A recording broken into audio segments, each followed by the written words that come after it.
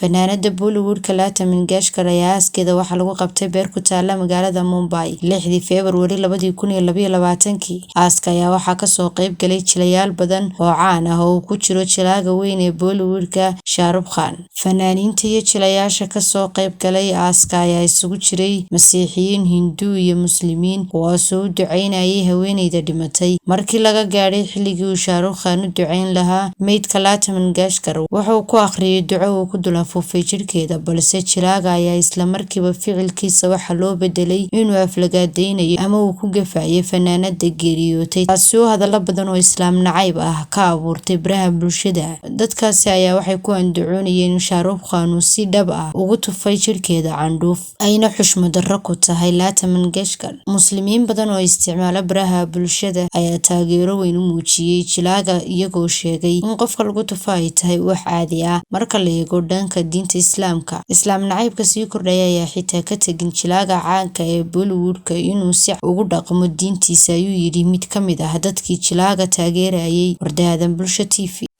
dahabshiil oo la jaan qaadaya isbeddelka tiknoolajiyadda kuna fududaynaya hannaanka aad lacag u diri karto, waxa uu hadda kuu soo kordhiyey in marka aad lacag dirayso aad ku bixin karto kaadhkaaga bangiga dhammaan xarumaha dahabshiil ee qaaradda Yurub. abka dahabshiil oo aad kala soo degi karto Play Store iyo App Store ayaa kuu sahlaya in meel kasta oo aad joogto aad lacagaha si fudud uga diri karto. sidoo kale website-ka dahabshiil ayaad si fudud lacag uga dhex diri kartaa goob kasta iyo goor kasta. lacag kasta oo aad dirto waxa uu qofkaad lacagta u dirtay sikimo gudahoodu ku helaya adeegga e-dahab ee moobilkiisa gacanta. waxa loogu shubi karaa akoonkiisa bangiga dahabshiil amaba waxa uu ka qaadan karaa dhammaan barnaamijyada dahabshiil ee dunida taxalladeeda. dahabshiil hawl fudaydiyahaaga maaliyadeed.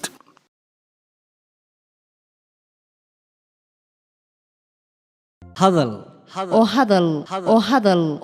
oo ku hadal bishii oo dhan $7 oo kaliya ku darso fariin kasta oo aad dirtaana waa ku bilaash.